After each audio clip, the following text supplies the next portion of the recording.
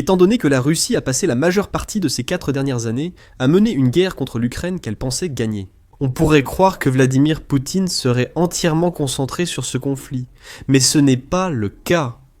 En plus de la guerre en Ukraine, Vladimir Poutine tente d'intimider presque toute l'Europe pour qu'elle cesse de soutenir l'Ukraine, recourant à des menaces et à la guerre hybride.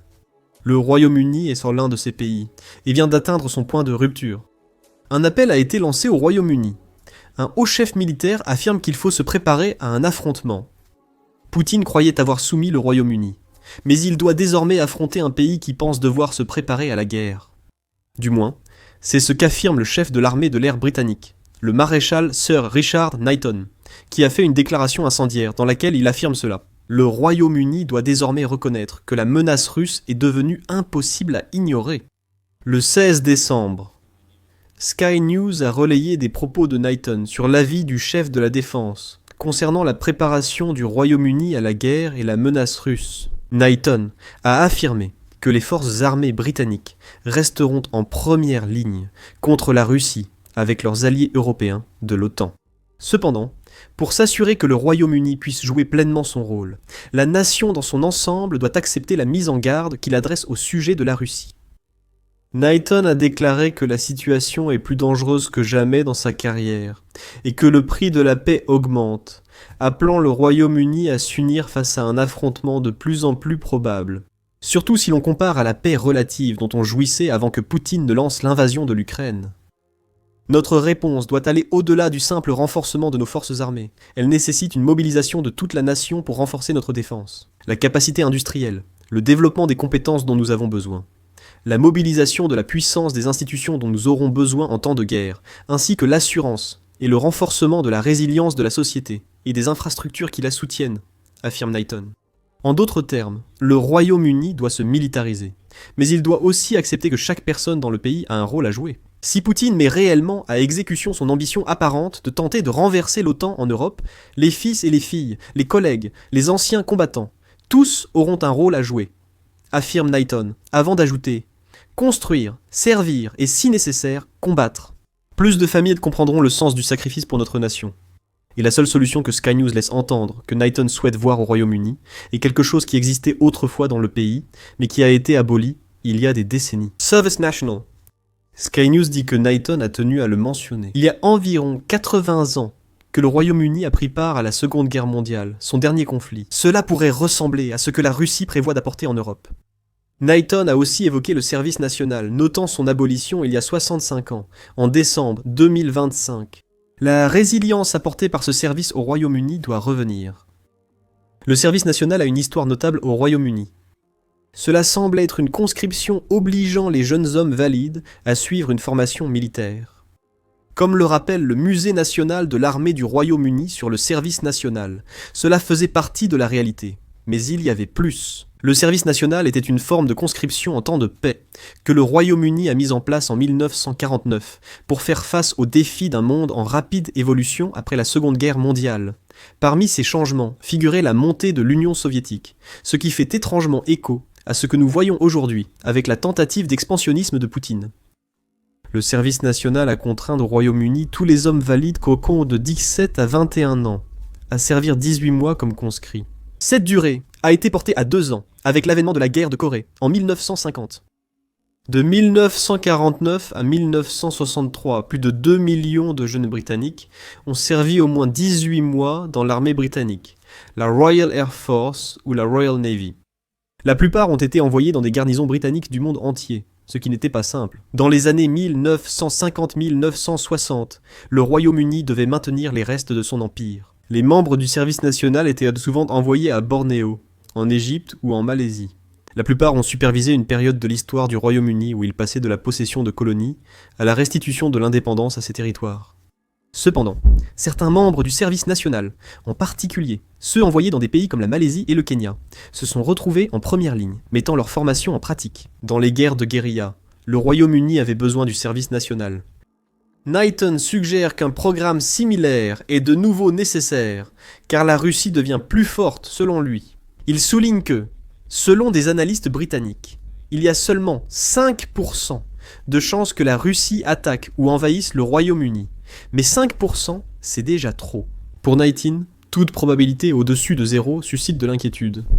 Les actions de la Russie en Ukraine et en Europe de l'Ouest justifient que le Royaume-Uni se prépare à la guerre, même si son déclenchement reste peu probable. Mon point est qu'aucun d'entre nous ne peut dire avec certitude quel pourrait être le risque absolu. Bien que des déclarations binaires simples soient faciles à comprendre, elles peuvent provoquer panique ou complaisance, explique Knighton, avant de poser la question centrale de son argument. L'essentiel, c'est la tendance. Les risques de conflit augmentent-ils ? Knighton a confirmé. Et il n'est pas le seul à l'avoir noté. La Russie agit comme si Poutine visait plus que l'Ukraine. La reconstruction d'une armée russe, qui a été vidée de ses effectifs et de son équipement pendant une guerre brutale en Ukraine, est déjà en cours, selon plusieurs sources. Cette reconstruction semble n'avoir lieu que parce que Poutine veut être prêt pour de futurs combats après l'Ukraine, s'il en finit un jour avec elle. Si la Russie l'emporte, la reconstruction militaire massive du pays devrait, selon Oxford Analytica, s'achever d'ici 2030. Dans un article de mai, Oxford Analytica affirme carrément que la Russie prévoit de construire une armée plus grande et plus performante, capable de faire face à l'OTAN. Le média note que malgré ses défauts, l'armée russe mène depuis près de 4 ans le type de guerre que Poutine pourrait vouloir en Europe.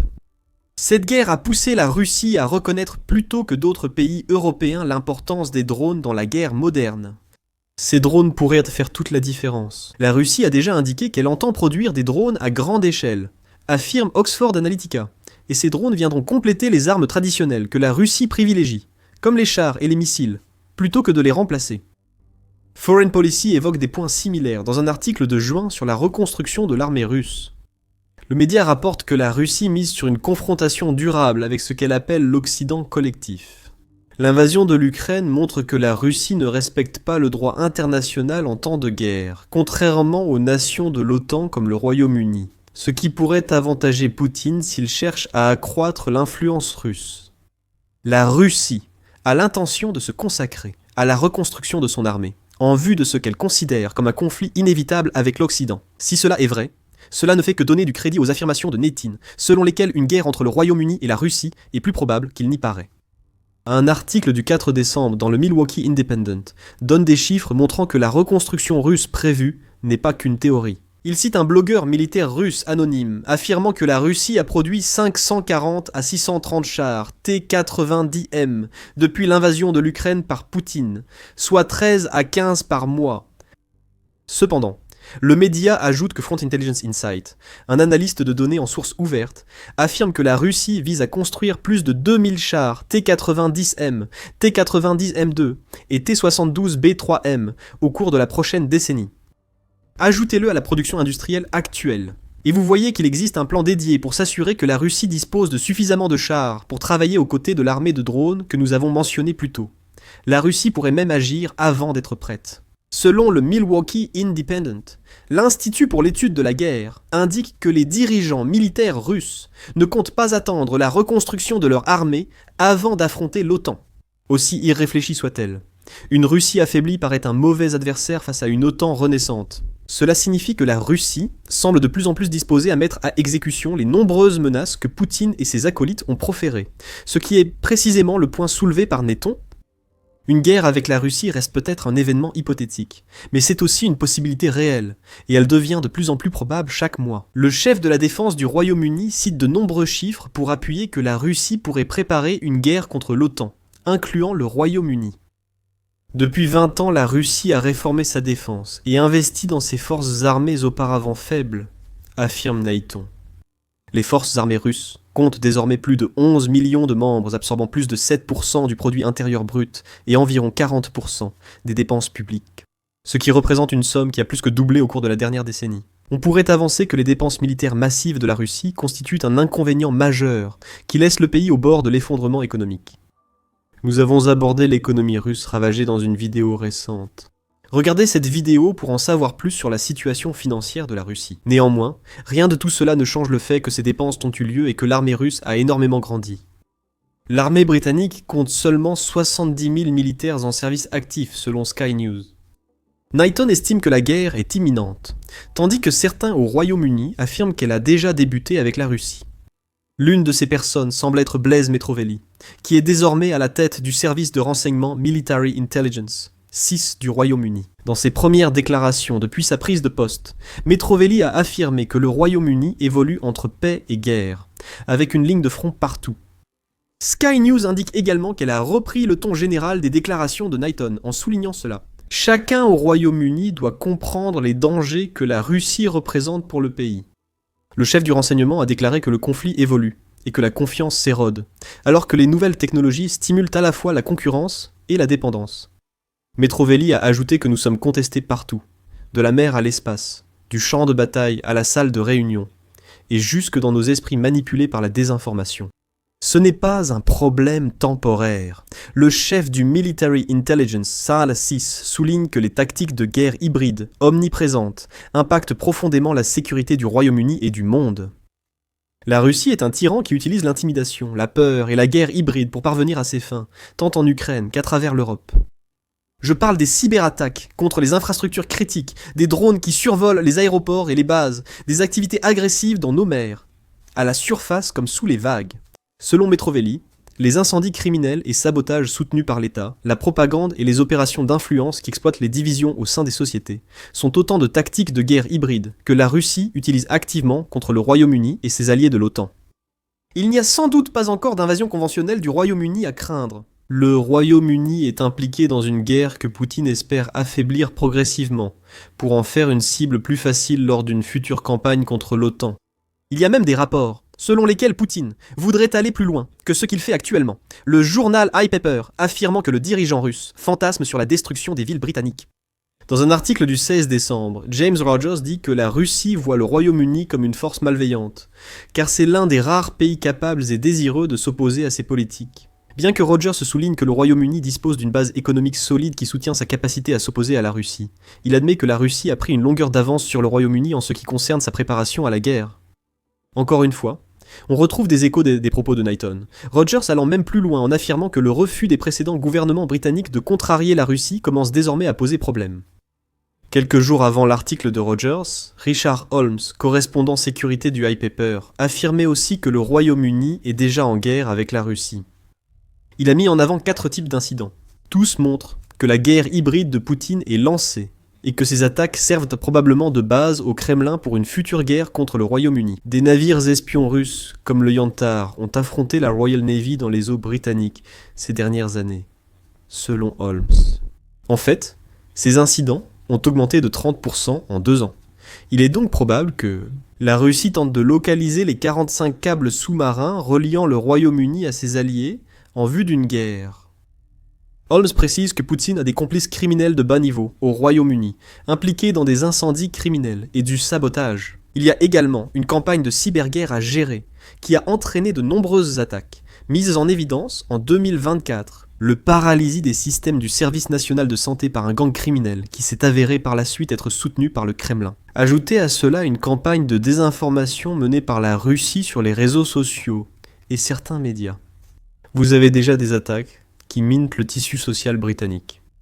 Les soldats ne sont peut-être pas encore en marche, mais la Russie frappe durement le Royaume-Uni et il doit se préparer à une éventuelle guerre. Ces attaques hybrides visent à faciliter la tâche de la Russie en cas de guerre. Nous ne devons pas nous faire d'illusions. La Russie dispose d'une armée massive, de plus en plus sophistiquée sur le plan technique et désormais très expérimentée au combat, affirme Netin. Il souligne aussi que la Russie développe de nouvelles armes potentiellement dévastatrices pour le Royaume-Uni, renforçant l'argument sur la reconstruction de son armée. La Russie conçoit de nouveaux systèmes d'armes déstabilisants, comme des torpilles et missiles de croisière nucléaires, et place des armes nucléaires dans l'espace. Knighton affirme que la Russie use de son soft power pour intimider le Royaume-Uni. Ce faisant, elle renforce tant sa puissance militaire qu'il faudra la craindre si Knighton a raison, et le Royaume-Uni doit adopter un état d'esprit collectif, prêt à la guerre. Mais rétablir le service national, même envisagé, ne suffira pas à préparer le pays à une guerre contre la Russie. Le Royaume-Uni bénéficie de son appartenance à l'OTAN, ce qui signifie aussi qu'il pourrait être à la fois un déclencheur et un répondant à la clause de l'article 5. Cela oblige tous les membres de l'OTAN à soutenir tout membre attaqué sans provocation sur son territoire. Le Royaume-Uni prend des mesures pour se préparer à un conflit qu'il espère ne jamais voir arriver. Le Royaume-Uni place en priorité son soutien croissant à l'Ukraine dans son agenda anti-russe.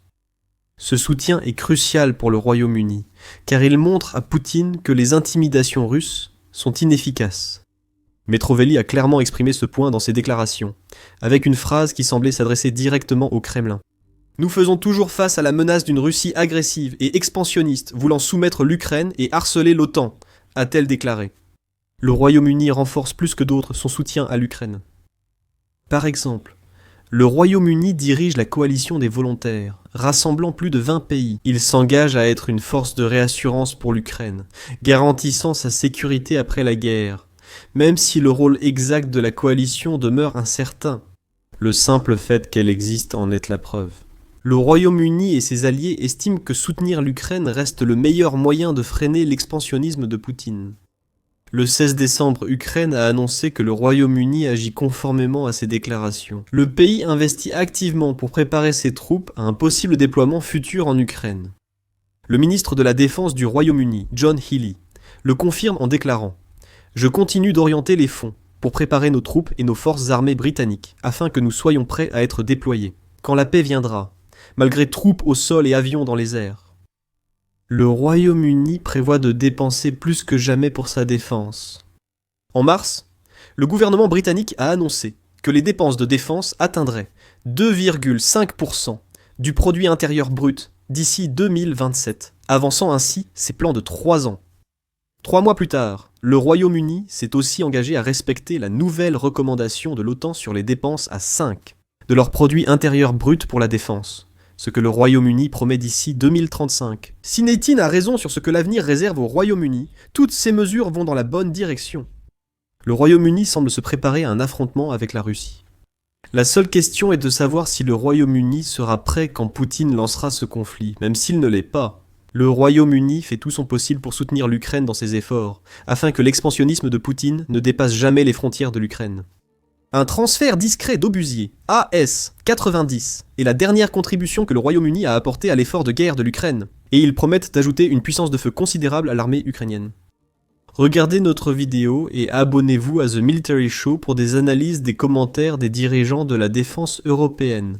Merci de nous suivre.